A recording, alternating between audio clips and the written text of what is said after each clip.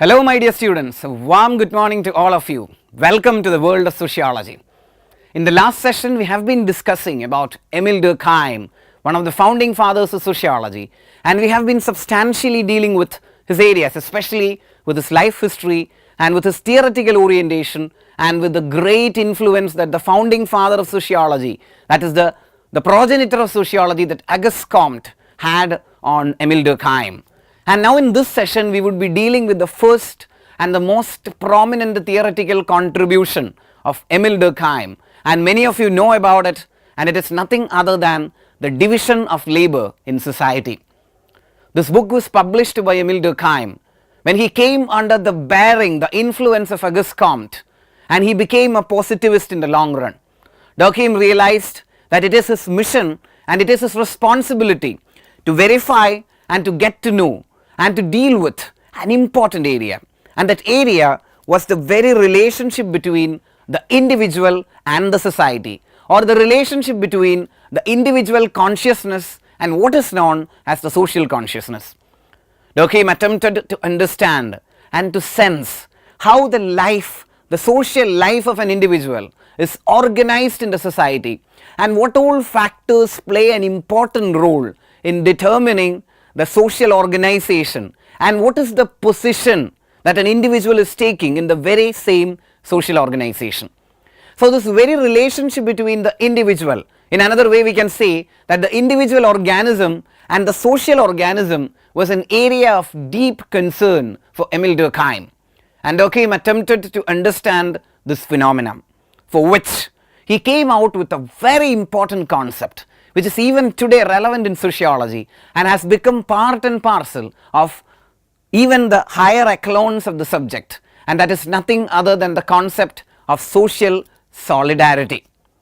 Many of us are aware of this concept, many of us have heard this concept, and it is our responsibility to define the Durkheimian notion of social solidarity than going for a layman definition. What is social solidarity?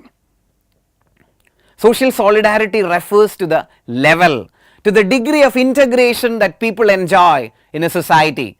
It can be considered as the level of integration, as the level of the strength of the collective consciousness that exists in the society and that guide the members of the social order. On that basis, Durkheim has defined social solidarity as the collective integration of the group or the aggregate of human individuals who live in a society. That is what is referred to as social solidarity. The word solidarity itself refers to the strength, the mutuality and the collective power of the social order. And every individual, I can say that myself and yourself, all my students, whoever listens to me is part and parcel of some type of social solidarity.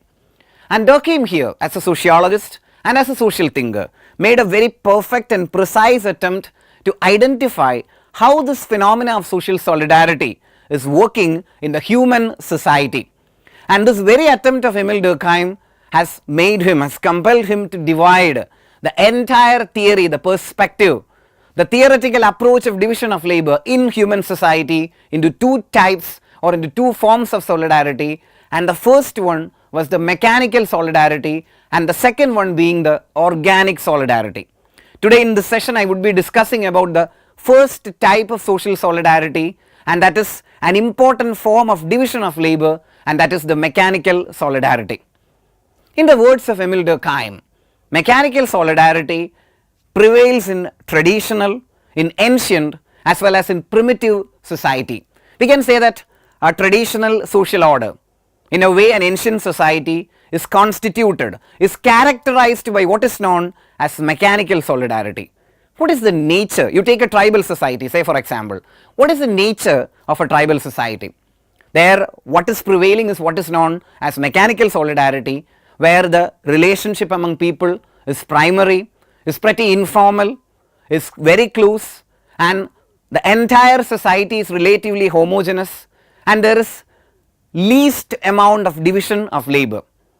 Naturally, they enjoy a personal, face-to-face, direct relationship, and the very nature of that relationship is highly informalized, primary and personal in character.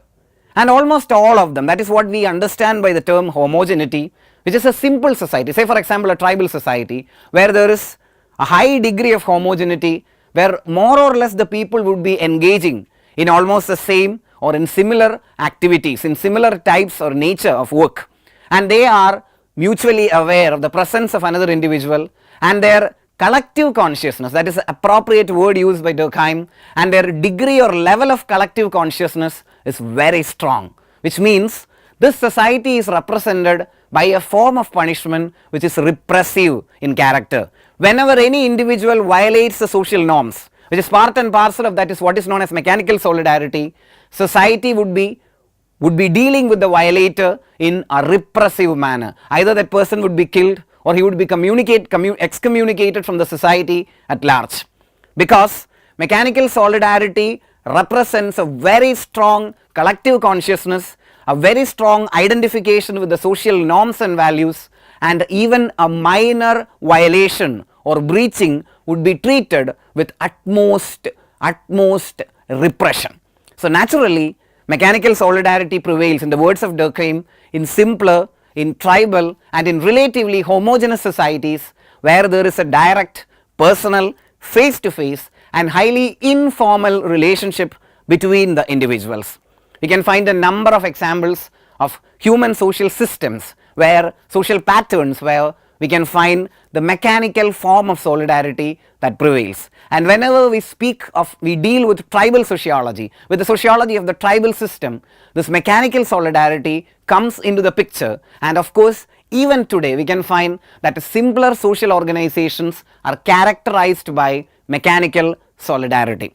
I hope you understand, and I want you to follow that concept very clearly, that three major features can be identified in mechanical solidarity. To repeat with, the first one is a high degree of homogeneity, second one is least and simpler division of labor, and third one is the prevalence of repressive type of law.